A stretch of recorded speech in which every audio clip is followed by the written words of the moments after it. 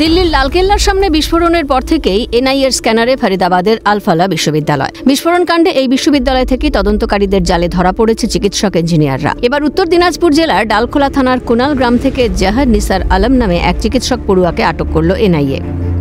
শুক্রবার সকালে সূর্যাপুর হাই স্কুলের সামনে থেকে কেন্দ্রীয় তদন্তকারী সংস্থার কর্মকর্তারা আটক করেন ওই যুবককে। পরিবার সূত্রে জানা গেছে, জাহান নিসার আলম হরিয়ানার আল-ফালাহ বিশ্ববিদ্যালয়ের MBBS এর ছাত্র। বহু বছর আগে ছোটবেলাতেই তাঁর বাবা তৌহিদ আলম কর্মসূত্রে লুধিয়ানা চলে যান এবং সেখানে কোয়াক চিকিৎসকের কাজ শুরু করেন। ছেলেকে ডাক্তারি পড়ানোর লক্ষ্যে দীর্ঘদিন থেকে সেখানে স্থায়ীভাবে থাকছেন তৌহিদ আলম।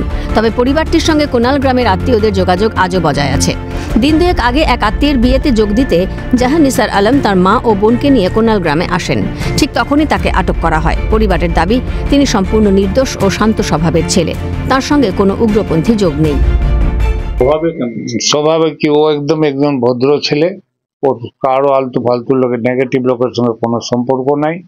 আর বাড়িতেও আসলে, এখানে আসলে কে কার অবস্থা কি আছে ওইগুলো বিচার করে না। যে কাকা আছে কাকা করে মানে, যে দাদা আছে দাদা করে মানে। ওই মেডিকেলটার কিছু লোক জড়িয়ে গিয়েছে, এখন ইনভেস্টিগেশন চলছে। জড়িয়ে যাওয়াতে এই লাস্টের বেচটা যা আমি শুনলাম, মানে লাস্টের বেচ যেটা পাস করলো 24-এ, 5 বছরের যে লাস্ট বেচ, ওটা কিন্তু সবাইকে টাচ করা, সবাইকে জিজ্ঞাসাবাদের জন্য।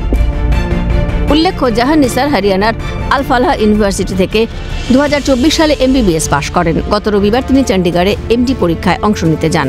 এনআইএর অভিযানের খবরে গোটা এলাকায় তীব্র চাঞ্চল্য ছড়িয়েছে। নামলো, আমাকে একজন জিজ্ঞাসা করলো, তিনি খুব সম্ভবত ডালখোলারই কোনো অফিসার হবে, যে অমিতাভের বাড়ি কোনটা। তা আমাদের এখানে অমিতাভ বলে কেউ নেই। আমি বললাম, স্যার এখানে তো অমিতাভ বলে কেউ নাই।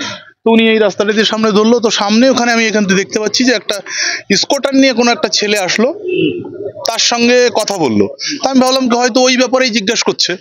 কিছুক্ষণ পরে ওকে গাড়িতে তুলে নিল। তারপরে উনরা ওইখানে, এই যে ওই কালভারটার একটু এইদিকে, ওইখানে এগিয়ে গেলেন। ব্যাস এর মধ্যে ওই মানে স্কুটি নিয়ে ওই লোকটা আসলো। ব্যাস আসার সঙ্গে সঙ্গে ওকে ঘেরাও করে নিল। ঘেরাও করে বললো কি বললো উনরা, আমরা এখান থেকে ফলো করতেছি। ব্যাস উনাকে উঠাই নিয়ে চলে গেল।